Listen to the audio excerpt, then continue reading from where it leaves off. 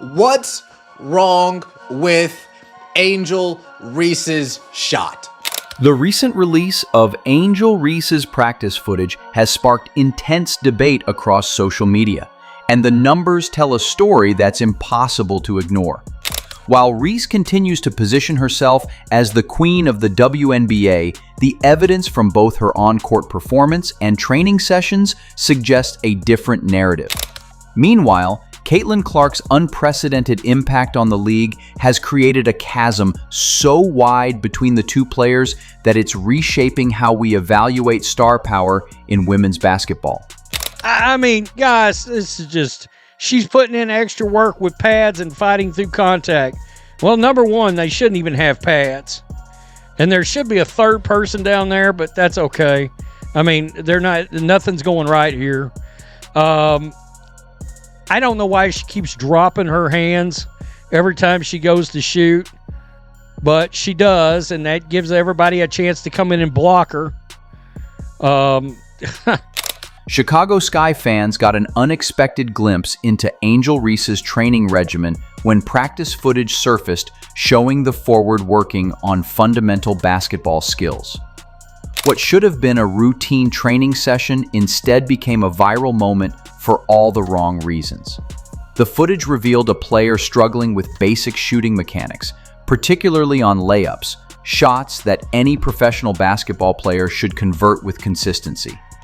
And I'm going to be honest, the coaching staff, Tyler Marsh, everybody in her inner circle that looks at stuff like this and says, yeah, this is completely fine. Keep doing what you're doing. This is completely fine. Keep doing what you're doing. All of you guys, the coaching staff, you need to get smacked up. Tyler,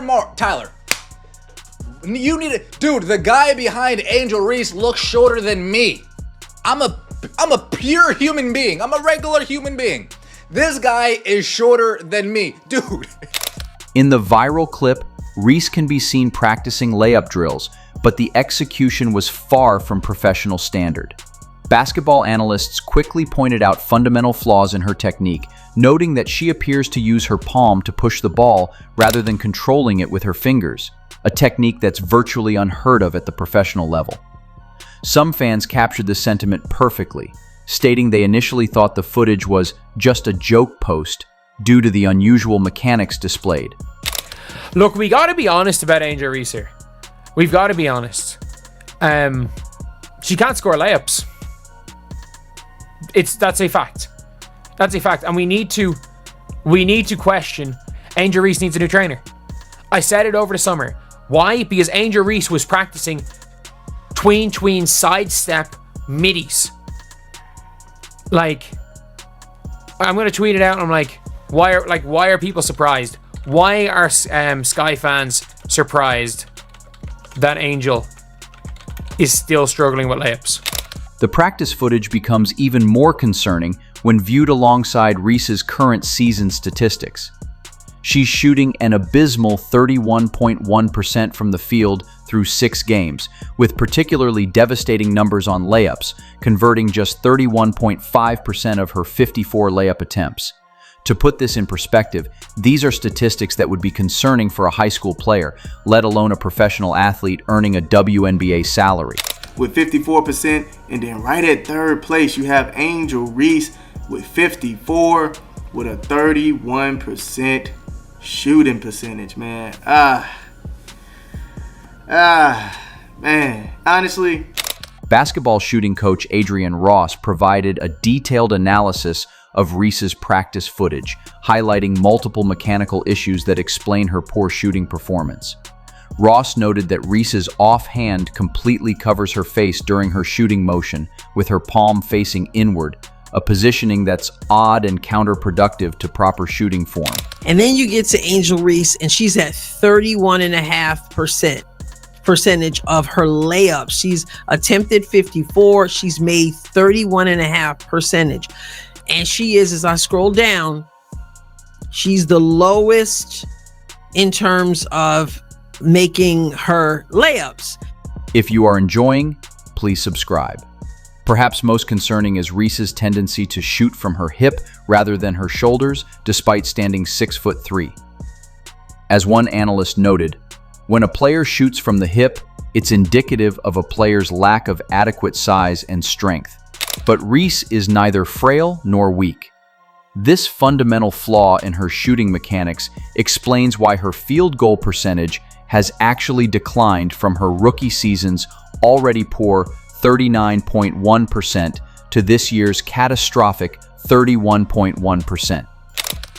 The practice footage also revealed issues with Reese's shot preparation. She consistently dips the ball too low after catching it, creating wasted motion that negates any momentum in her shot attempt.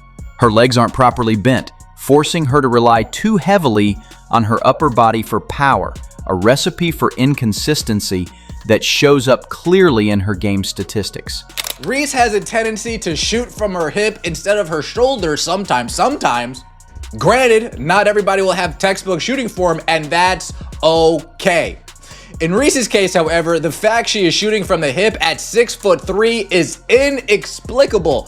When a player shoots from the hip, it's indicative of a player's lack of adequate size and strength. But Reese is neither frail nor weak. No, Reese is definitely not frail, definitely not weak. She's strong. You can tell Angel Reese is strong as an ox. Reese's shooting struggles extend far beyond just practice footage. Her shot chart against the Dallas Wings tells a brutal story of inefficiency. Despite taking 92% of her shots from within 10 feet, prime scoring territory for any post player, she's converting just 28.0% from within 3 feet and 36.8% from 3 to 10 feet. These numbers are historically bad for a professional basketball player operating primarily in the paint. The trend becomes even more concerning when examining Reese's game-by-game performance. She has missed her first shot attempt in 5 of the 6 games she's played this season. This pattern has become so predictable that Stadium Live has been running a betting segment on whether Reese will make her opening shot, with videos accumulating over 1 million views as fans watch her consistently fail to convert. Angel Reese is now shooting under 30% from the field, and she mainly shoots layups. At what point are we going to stop taking her seriously as a basketball player? One particularly damaging sequence occurred during a game against the New York Liberty, where Reese went 0 for 8 in a stretch that included multiple missed layups, followed by offensive rebounds and additional misses. This type of sequence epitomizes the inefficiency that's plaguing not just Reese's individual performance, but the entire Chicago Sky offense. While Reese struggles with basic basketball fundamentals, Caitlin Clark has created an entirely different conversation around women's basketball. Clark's return to Iowa for a preseason game against Brazil demonstrates the vast difference in star power and fan engagement between the two players. The Indiana Fever's exhibition game at Carver Hawkeye Arena sold out in 37 minutes, with average resale ticket prices reaching $670. To put this in perspective, this represents the highest ticket prices for any WNBA game since tracking began in 2015. The game drew 1.3 million viewers on ESPN, representing a 13% increase from last year's regular season average, with a peak viewership of 1.6 million. Angel Reese, right there, blocked. You see the list of top blocked 18 times. 18 times?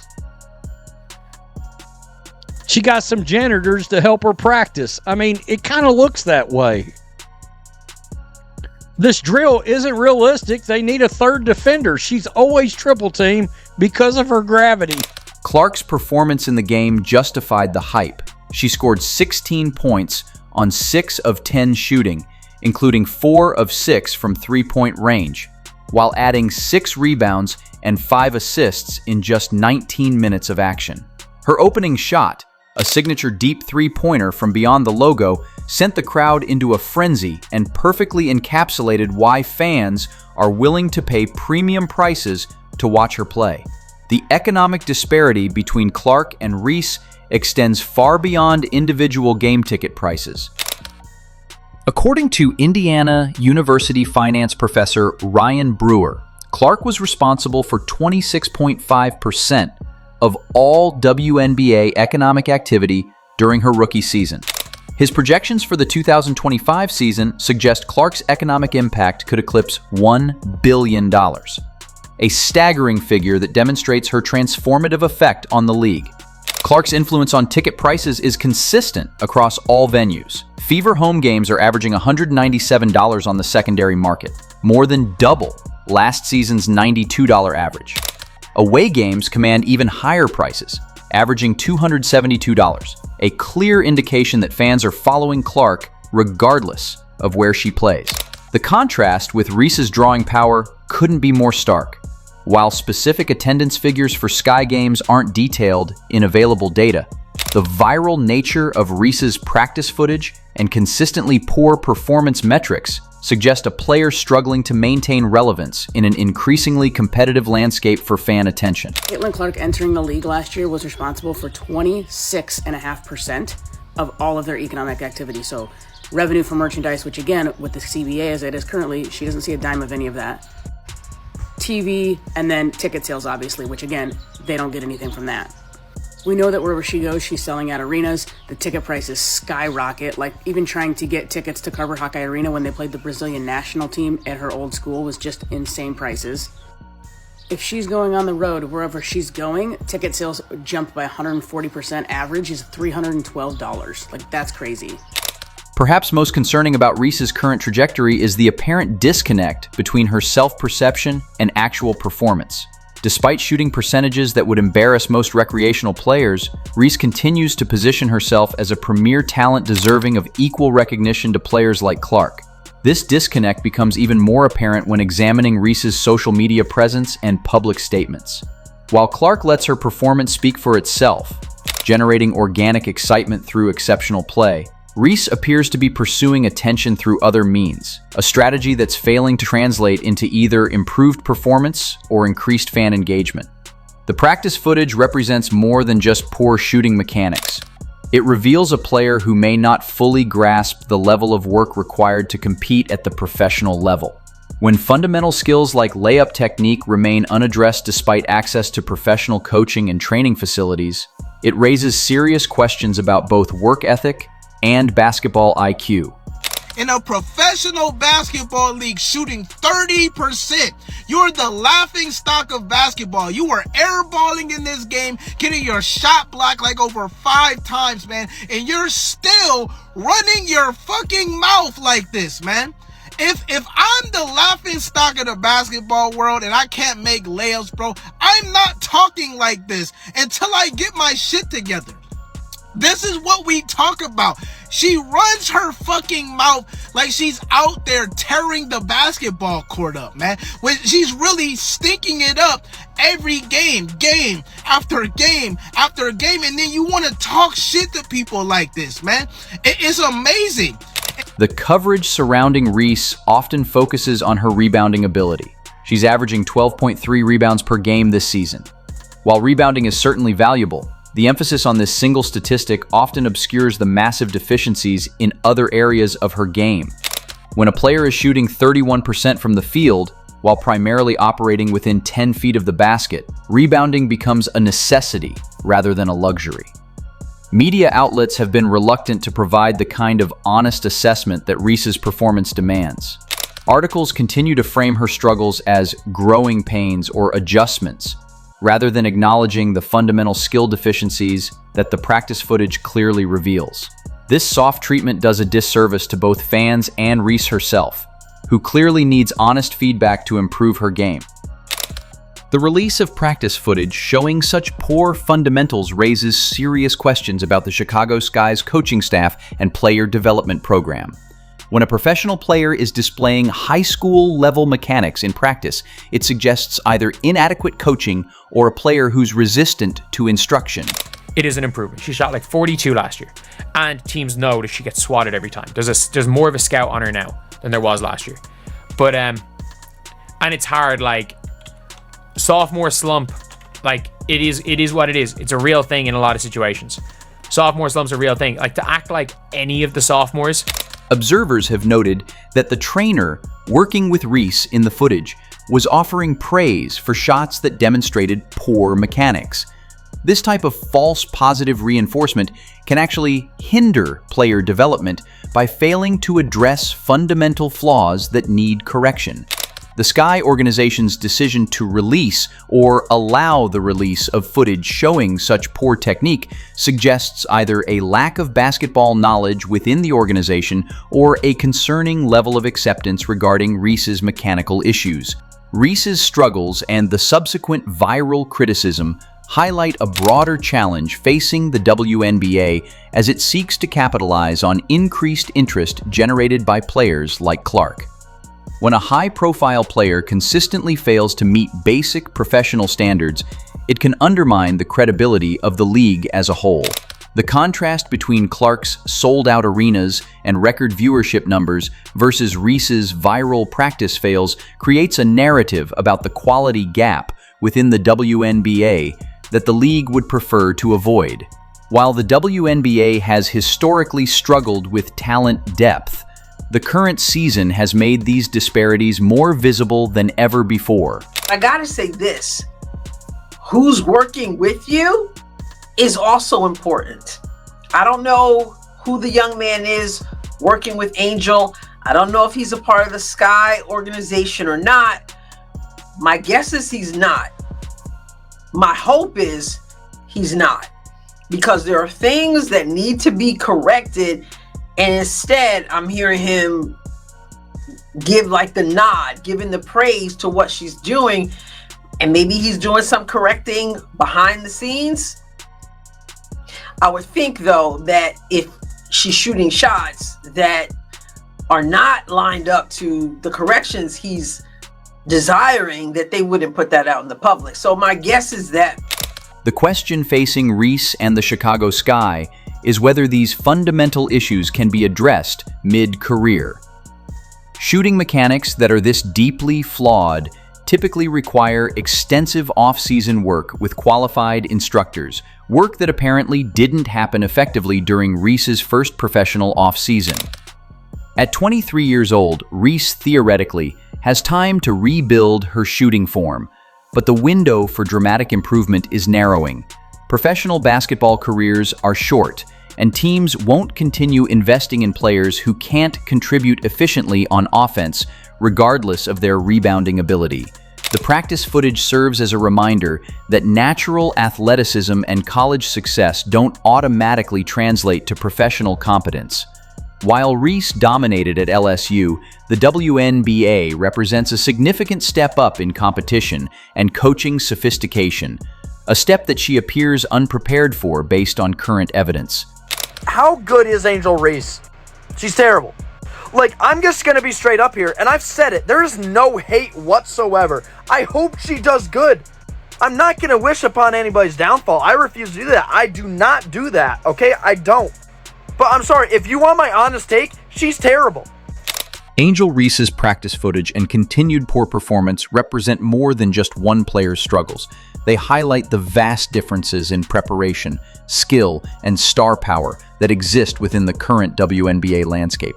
While Caitlin Clark continues to break records, sell out arenas, and drive unprecedented economic activity, Reese's viral fails serve as a cautionary tale about the gap between perception and reality in professional sports. The harsh truth revealed by the practice footage is that fundamental basketball skills matter at the professional level. No amount of social media presence, fashion statements, or media coverage can substitute for the ability to consistently make shots that fans expect any professional to convert. Until Reese addresses these basic competency issues, she'll continue to be more famous for her failures than her achievements, a reality that benefits no one in women's basketball. As the WNBA continues its growth trajectory, largely fueled by transcendent talents like Clark, players like Reese will need to decide whether they want to be part of the solution or remain viral content for all the wrong reasons. The practice footage suggests that decision may have already been made.